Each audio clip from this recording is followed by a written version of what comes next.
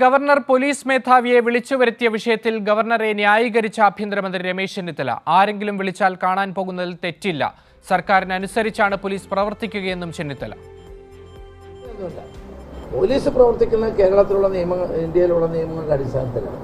പിന്നെ ആരെങ്കിലും വിളിച്ചാൽ കാണാൻ പോകുന്നതിലൊന്നും തെറ്റില്ല. പക്ഷേ പോലീസ് പ്രവർത്തിക്കുന്നത് സർക്കാരിൻ്റെ നിർദ്ദേശപ്രകാരമാണ്, അല്ലാണ്ട് ഗവർണറുടെ നിർദ്ദേശപ്രകാരമല്ല.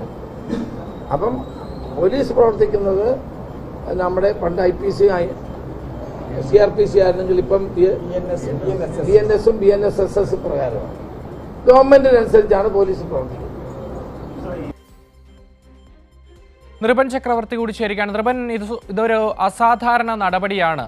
ഇങ്ങനെയാണ് ഈ UDF സർക്കാർ വന്നതിന് ശേഷം ഗവർണർ പ്രവർത്തിക്കുന്നതും. പല ഘട്ടങ്ങളിലും നേരത്തെയുമൊക്കെ ഉയർന്ന ഉദ്യോഗസ്ഥരെ വിളിച്ചു വരുത്തിയിട്ടുണ്ട്. ഇപ്പോൾ ഇതായി ഗവർണർ ഈ പോലീസ് മേധാവിയെ വിളിച്ചു വരുത്തിയ നടപടിയെയും ന്യായീകരിക്കുകയാണ് ആഭ്യന്തരമന്ത്രി. എന്താണ് അദ്ദേഹം പറഞ്ഞത്?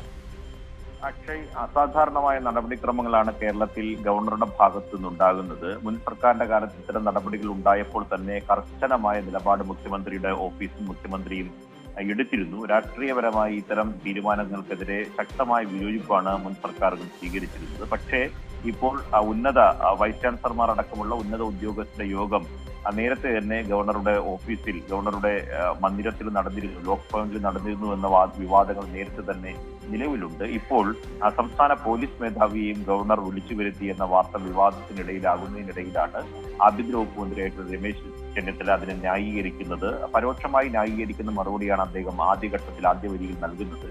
ഗവർണർ ഉദ്യോഗസ്ഥരെ വിളിക്കുമ്പോൾ പോയി കാണുന്നതിന് തെറ്റൊന്നും താൻ കാണുന്നില്ല. പക്ഷേ സർക്കാരിന്റെ നയം അനുസരിച്ചിട്ടാണ് പോലീസും ഉന്നത ഉദ്യോഗസ്ഥരും പ്രവർത്തിക്കുന്നത്.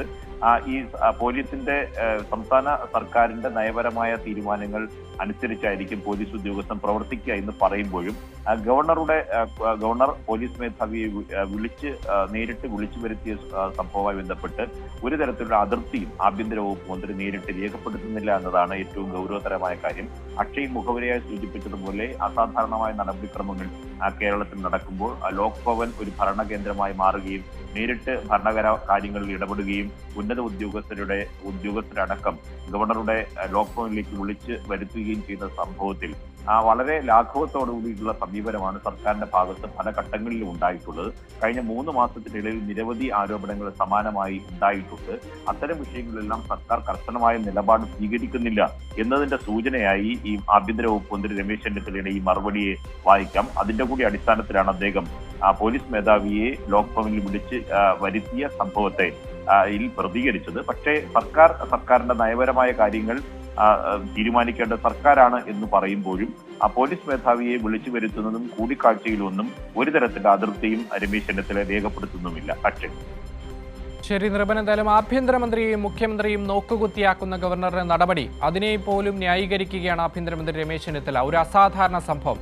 ഇന്നുവരെ സംസ്ഥാനത്ത് കണ്ടിട്ടില്ലാത്ത വിധമാണ് UDF സർക്കാർ അധികാരത്തിൽ വന്ന ശേഷം ഉയർന്ന ഉദ്യോഗസ്ഥരെയൊക്കെ വിളിച്ചു വരുത്തുന്ന ഗവർണറുടെ നടപടി. ഇതാ ഇപ്പോൾ DGPയെ വിളിച്ചു വരുത്തിയ നടപടിയും അതും രമേശ് ചെന്നിത്തല ന്യായീകരിക്കുകയാണ്. നൃപൻ ചക്രവർത്തിയാണ് വിവരങ്ങൾ നൽകിയത്.